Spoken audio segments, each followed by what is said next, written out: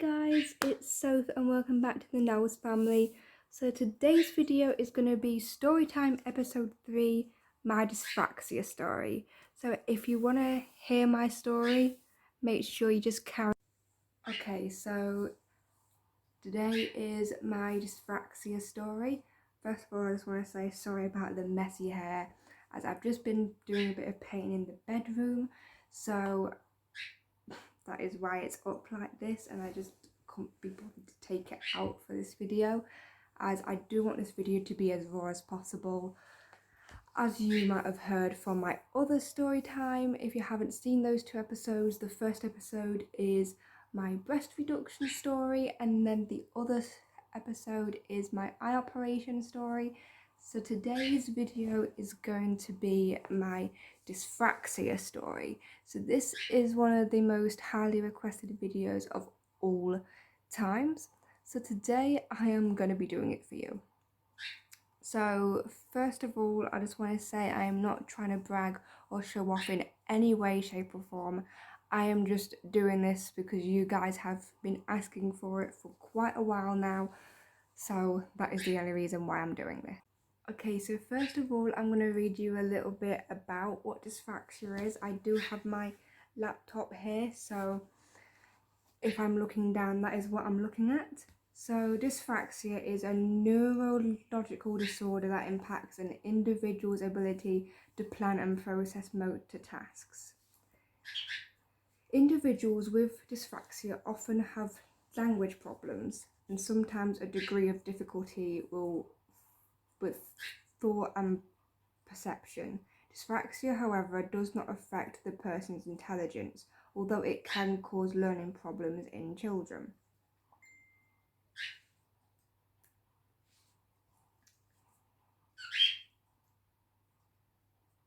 Dyspraxia is an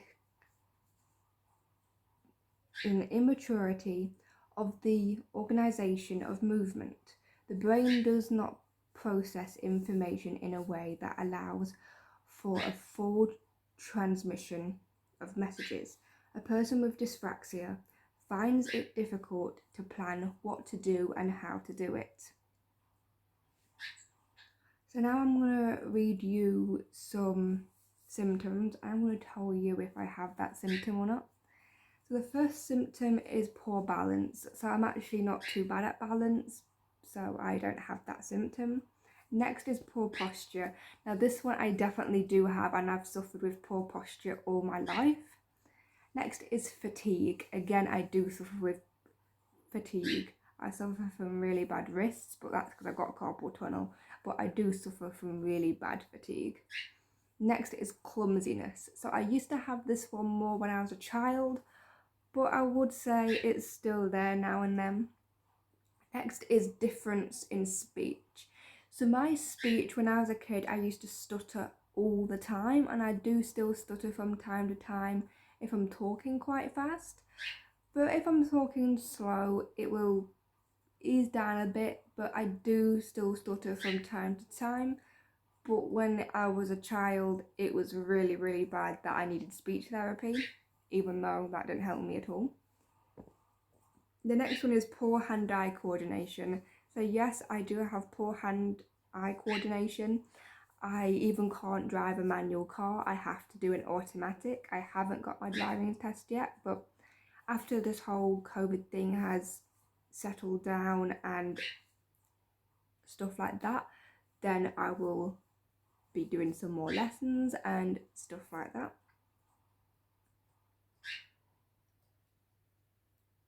So now I'm gonna do the very early childhood part.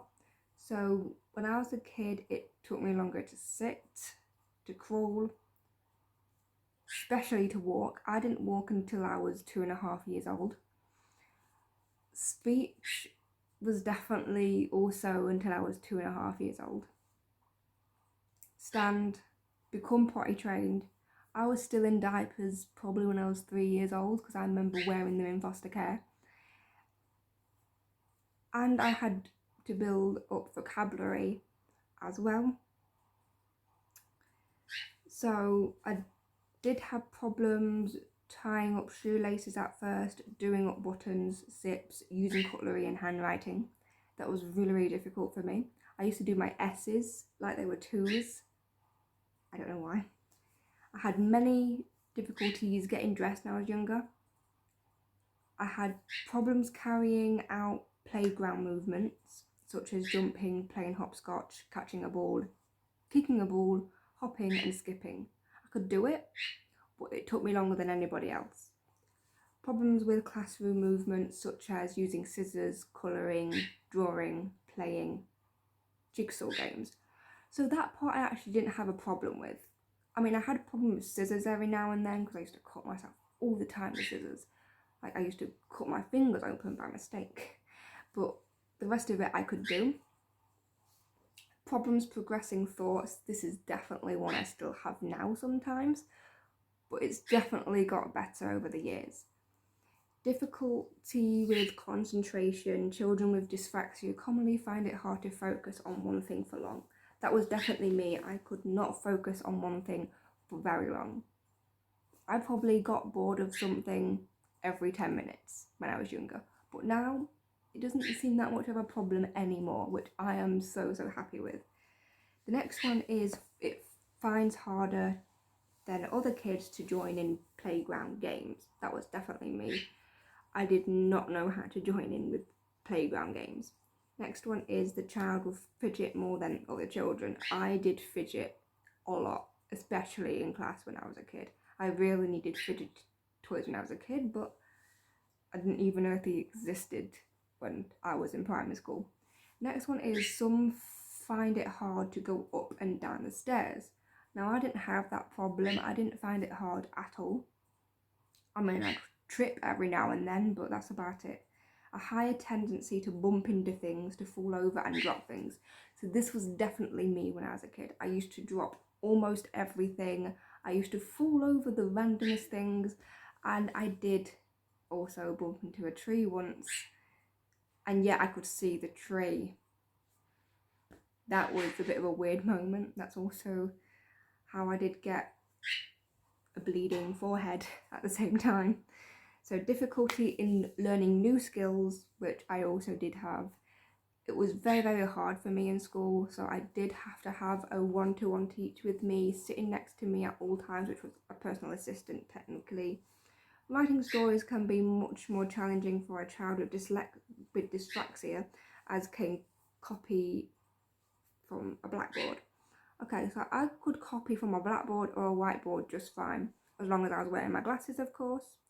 But then I couldn't process it back afterwards. Even if I did copy it, I still wouldn't remember it even though I wrote it down. I'd have to go back to my notes every single time. So this is for the primary school age. I find it hard to keep friends. Throughout my school life, I only had about a couple of friends, so I'd say I had about 5, and I did keep them all the way till the end of secondary school. But it was hard keeping them afterwards. Behaviour when in the company of others may seem unusual. That was kind of a thing, but it wasn't really that much. I was a really shy kid. I wouldn't talk to anyone unless I knew them from day one, literally. Hesitates in most actions, seems slow. Yeah, that is definitely one I do have as well. Does not hold a pencil with a good grip. Now, that one I didn't have a problem with. I did always hold a pencil with a good grip. So I was fine with holding pencils and pens, that type of thing. Such concepts as in, out, in front of are hard to handle automatically. I'd say so. Then it's later on in childhood. Many of the challenges listed above does not approve or only approve slightly. Yeah, I'd say that. Tries to avoid sports. Now, I actually didn't try to avoid sports. I actually quite liked sports in school. I loved doing PE. So there's that one. Learning well on a one-on-one basis, but no one near as well as in class with other children around. So yes, this was definitely me. When I was in secondary school, I was put with a one-to-one, and I was into a one-to-one room where I just sit with me and a personal assistant teacher who would already have the notes in front of them, and they technically give me the lesson. I wasn't always in a one-to-one lesson, that was like once a week type thing, but all the other times I did go to lessons, and I actually did really enjoy my classes. If you want to know what I took for GCSE, let me know and I'll tell you in another video, or you can ask me in a Q&A if you like. So mathematics and writing are difficult. So mathematics were always difficult for me, still is from this day. Writing, however, it actually wasn't that bad for me. I would write like very, very slanted up a page, but writing was okay. I just couldn't keep it in a straight line, sort of thing. Does not follow instructions. Okay, so I do follow instructions now, but I used to not follow instructions very well. They had to be very, very detailed for me. Otherwise I wouldn't follow them very well. The next one is does not remember instructions. Yeah, I didn't remember very much actually.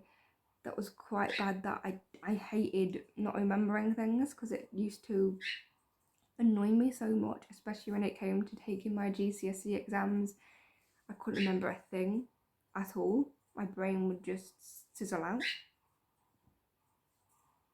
So next is not dyslexia. Getting that into another video. Dyspraxia. Now this is the adult symptoms. So I'm an adult now. I'm now 24, but I'll be 25 next week. So I'm gonna tell you what I have now. So the first one is poor posture and fatigue. I still have that. Next one is trouble completing normal chores. So I do have trouble completing chores, but I'll technically leave it for about 10 minutes and then go back to it, if that makes sense. So technically it won't be unfinished. It will just take me a little bit longer to finish it. Next one is less close control. Writing and drawing are difficult. See, these ones I don't have trouble with anymore. They're actually getting quite a lot better. Next one is difficulty coordinating both sides of the body. I do have a difficulty controlling my left side of the body. I'm okay with my right side, it's just my left side I have difficulty controlling. The next one is unclear speech. Often word order can be jumbled. Yep, that's right. As I was doing it a minute ago, I always jumble my words. I even sometimes jumble them when I'm writing because I'm saying it and that's how it's saying it, so I write it how I'm saying it, and it's just so annoying on that part. So next one is clumsy movement and tendency to trip over. I actually don't do that anymore. I used to when I was younger, as I told you a minute ago, but I actually don't do it anymore, which is very surprising. Next one is grooming and dressing more challenging, like shaving, applying makeup, clothes, tying shoelaces. So this was more when I was a child, not now. Like when I was a child, my grooming and my dressing was so bad that I think I was that bad that I didn't brush my teeth that often, which is a bit bad. I do them every day now, and I do shower every day now. I think because, I mean, I would get told to have a shower, but then my brain would forget about it, so I wouldn't have a shower. So that would technically how it would go. Obviously back then I wasn't doing any shaving because I was very young, but all of that stuff that I can do, I can do now. So I can shave, I can apply makeup, I can fasten clothing, and I can tie shoelaces. So I can do all of that on my own. Obviously when I was a kid it was a lot worse for me. I did have to get told to change clothes. I did have to get told to put deodorant on and stuff like that because it was just so difficult for me. My brain just wouldn't process change clothes or brush teeth or anything like that. But now my brain doesn't do that much. It doesn't tell me not to change clothes. Now I do change clothes every single day and brush teeth every day, brush, shower, and change clothes every single day. The next one is poor hand coordination. Yes, I still have that. Next one is less sensitive to non-verbal signals, so I'm actually okay with that. Next one is easily frustrated. I can sometimes be easily frustrated, but not as much as I thought I was. I was easily frustrated when I was a kid, if that helps. Low self-esteem. No, I'm okay with that one. Next one is difficulty sleeping. So this one I do actually have. I mean, I used to have it quite a lot before moving in with Craig. I used to have really difficulty sleeping. But since moving in with Craig and now I'm married to Craig, I actually sleep very better. Like, I used to not be able to sleep without a light on, but now I can actually sleep without a light on. I can sleep in the dark. I actually prefer it in the dark now. And yeah, my sleeping has gotten a lot better. And I am so thankful for that because I was getting extremely tired. Next one is difficulty distinguishing sounds from background noise. That's sometimes, but not all the time. Like sometimes I'll think that I hear a noise downstairs that is not Peggy or Molly or Stan. I think it's someone breaking in or something, but it actually is Peggy on the wheel, because that's what Peggy does. Next one is notable lack of rhythm when dancing or exercising. I don't have that problem at all. So the next one is social and sensory. Individuals with dyspraxia may be extremely sensitive to taste, light touch, or noise.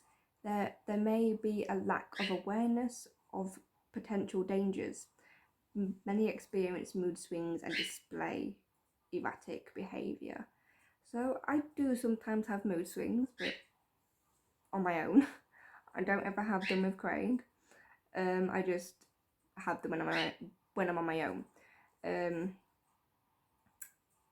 Now, when it says sensitive to taste, not really. Light, I did used to have sensitive to light quite a bit, even when we were driving in the dark and there were like street lights all on.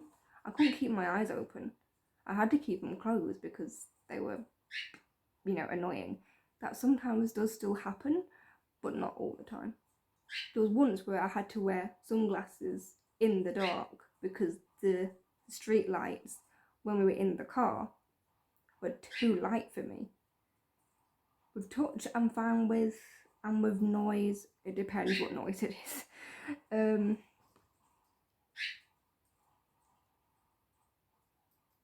Okay, so now I'm going to talk to you about treatment of dyspraxia, because I don't even know this either.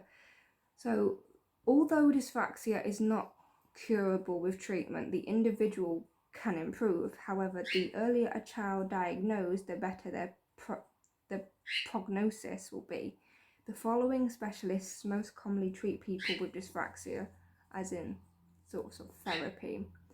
These sort of therapies I did, which was speech and language therapy, didn't help me. Therapy didn't help me. The only one I haven't done is the motor training, which I don't even know what that is.